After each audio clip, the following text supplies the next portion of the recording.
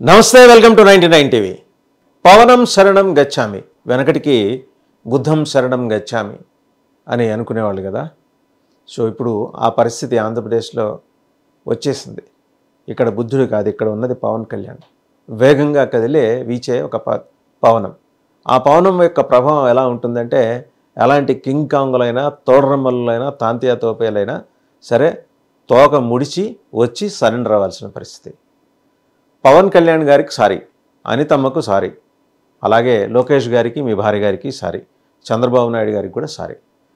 ఇదెవరు? 5 ఏళ్ల పాటు టీడీపీని ఏకిపారేసి సోషల్ మీడియాలో విపరీతంగా పేరు తెచ్చుకున్న శ్రీరెడ్డి గారు. భయం ఉచ్చా, దానికి కూడా మీకు ఉచ్చ పోయించడానికి కూడా రెడ్లే కారణం అని చెప్పుకుంటున్నావే.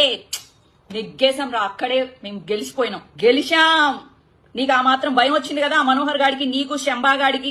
మా మీద ఏం చేసుకుంటారు? జూన్ 4 తర్వాత చూస్తా. నా ఏకలు వేకండి. ఆవిడ ఒక అరగంట నిడివి గల వీడియోని రిలీజ్ చేశారు, సెల్ఫ్ వీడియోని.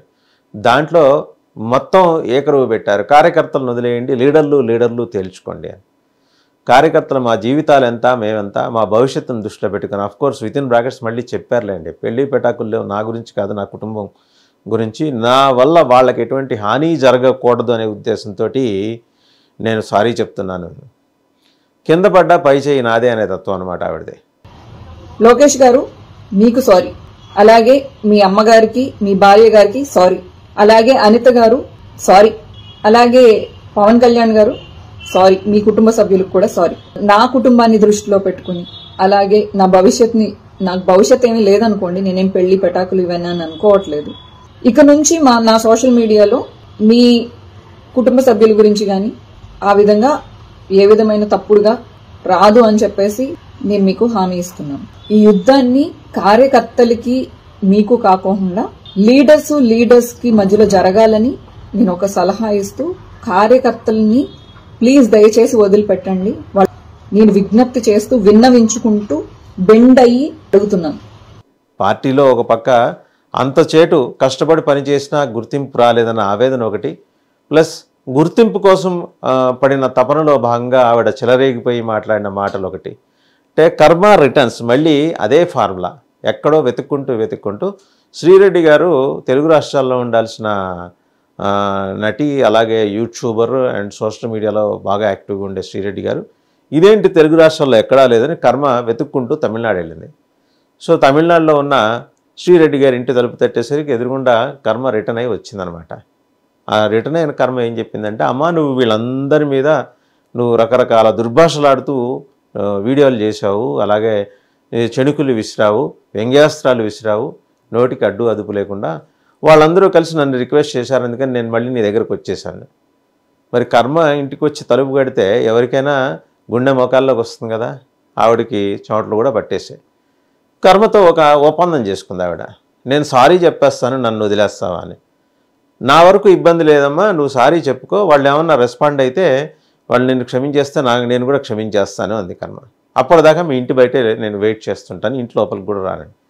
సరే అని ఇంటి బయట ఆ కర్మను కూర్చోబెట్టి ఆవిడ వీడియో చేసి సోషల్ మీడియాలో మళ్ళీ వదిలేస్తుంది అనమాట.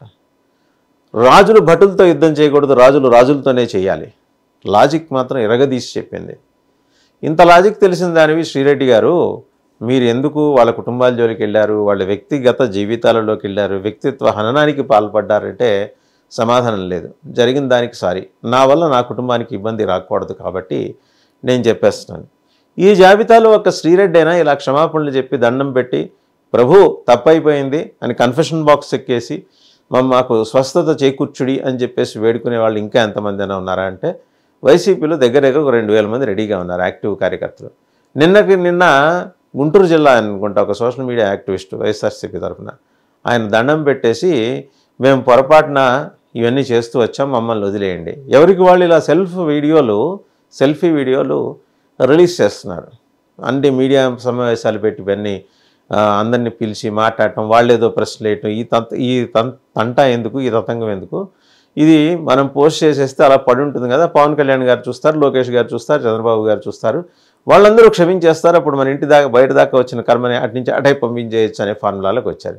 బోరుగడ్డ అనిల్ కూడా తన అనుచరుల ద్వారా పవన్ కళ్యాణ్కి ఆల్రెడీ సారీ చెప్పేసి దండం పెట్టి రాజీ ప్రయత్నాలు ఇంకెప్పుడు నేను మీ జోలికి రాను, దయచేసి నా యందు కరుణ చూపించండి అని. ఆయనతో పాటు వర్రా రవీందర్ రెడ్డి ప్రపంచంలో ఉన్న చండాలనంతా ఒక చోట చేర్చి దానికి ప్యాంటు షర్ట్ వేస్తే వర్రా రవీందర్ రెడ్డి అని నెటిజన్లు అంటున్నారు. ఒక వరుస లేదు, వాయు వరుసలు లేవు, ఏమీ లేదు. అక్క చెల్లెలు వరుస అయిన వాళ్ళని కూడా లకారాలతో సంబోధిస్తూ ఎంత దుర్మార్గంగా సోషల్ మీడియాలో ఆయన పోస్టులు పెట్టాడు. తల్లి లాంటి విజయమ్మ గారి మీద, అలాగే అంతకుముందు భువనేశ్వరమ్మ గారి మీద, ఇంకా చాలామంది హోంమంత్రి అనితమ్మ గారి మీద ఎవరిని పడితే వాళ్ళని అడ్డు అదుపు లేకుండా పెట్టేశాడు. పెట్టి కేవలం జగన్మోహన్ రెడ్డి గారి సోదరి కాబట్టి, సోదరిగా పుట్టావు కాబట్టి నిన్ను ఆయన బాగా చూసుకున్నారు, లేకుంటేనా అని మళ్ళీ డాష్ డాష్ డాష్ పెట్టాడు. మధ్యలో కులాల ప్రస్తావన తీసుకొచ్చాడు, మతాల ప్రస్తావన తీసుకొచ్చాడు.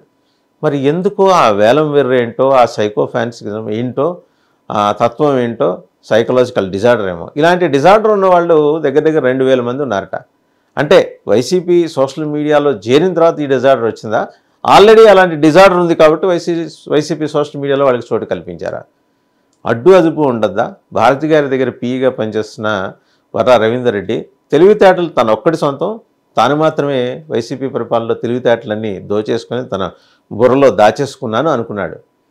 41A కింద నోటీసు ఇచ్చేసి 2 ఒక్కలు, 2 అరటిపళ్ళు, 4 తమలపాకుల్లో పెట్టి తాంబూలం ఇచ్చి ఇంత చిల్లర పైసలు కూడా పెట్టి పంపించారు కడప పోలీసులు. సీరియస్నెస్ ఏమో హోంమంత్రి చాలా సీరియస్గా ఉన్నారు, డిప్యూటీ చీఫ్ మినిస్టర్ చాలా సీరియస్గా ఉన్నారు. అందుకనే మొన్నటి క్యాబినెట్ మీటింగ్లో పోలీస్ ఆఫీసర్స్ని పవన్ కళ్యాణ్ గారు కడిగి పారేశారు. ఆ దెబ్బకి మళ్ళీ పోలీసులు గుర్రాలు వేసుకుని ఎదుగుతుంటే మనవాడు పరారు. 2 ఫోన్లు ధ్వంసం చేసి జాగ్రత్తగా బెంగళూరు వెళ్ళి అట్నుంచి మహబూబ్నగర్ మీదుగా హైదరాబాద్ చేరుకుందామని ఒక ప్లాన్ వేశాడు. అది బెడ్స్ కొట్టి మహబూబ్నగర్ దగ్గర ఎక్కడో ఒక రోడ్ సైడ్ రెస్టారెంట్లో కుతూహలం ఆపులేక ప్రజలు మన గురించి ఏమనుకుంటున్నారని ఫేస్బుక్ ఓపెన్ చేయగానే దాన్ని ట్రాక్ చేసుకుని పోలీసు ఆయన అక్కడ క్యాచ్ చేశారు. అదే మళ్ళీ అగైన్ కర్మ రిటర్న్స్. మొత్తానికి ఏంటంటే కూటమి ప్రభుత్వం వచ్చిన తర్వాత కర్మకి ఎక్కువ ఉద్యోగం వచ్చేసింది.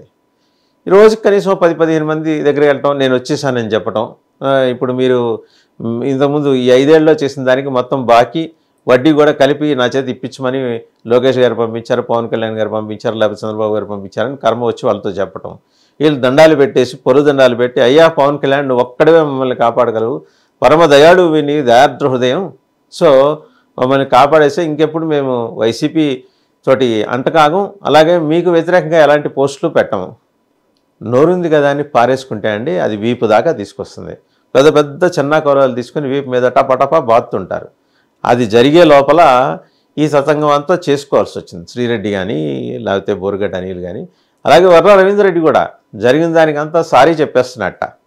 ఇంకెప్పుడు నేను ఇటువంటి అసభ్యకరమైన పోస్టులు పెట్టను, అందరి దగ్గరికి వ్యక్తిగతంగా వెళ్ళి కాళ్ళు పట్టుకుంటాను అంటున్నట్ట. అసలు ఆ నోరెట్టొచ్చింది విజయమ్మ గారిని అంటానికి, షర్మిలమ్మని, సునీతమ్మని పట్టుకొని అంటానికి, అలాగే ఇటు లోకేష్ గారి కుటుంబాన్ని అంటానికి అని, పవన్ కళ్యాణ్ గారి కుటుంబం ప్రత్యేకించి వారి కుమార్తెల గురించి మాట్లాడటం కానీ.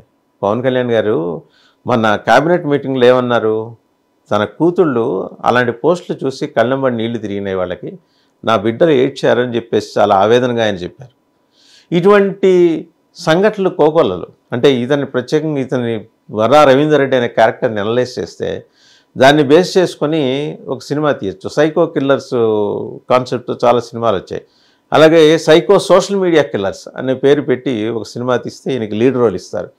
ఎలాగూ అక్కడ కన్ఫెషన్లో ఇంకేమేం చెబుతాడో, తనకి బోరుగడ్డికి ఉన్న సంబంధాల గురించే చెప్తాడో, తనలాంటి చిప్పు దొబ్బిన వాళ్ళ పరిస్థితి గురించి చెప్తాడో, అలాంటి వాళ్ళు ఎంతమంది ఉన్నారని చెబుతారో తెలియదు. కానీ మొత్తానికి పవనం శరణం గచ్చామి, అందరి మాట ఒకటే, అయ్యా పవన్ కళ్యాణ్ గారు మమ్మల్ని క్షమించండి, పరమ దయాద్రోహయంతో మా మీద కరుణ చూపించండి అని అర్మోట్ పోకన్నులతో వేడుకుంటున్నారు.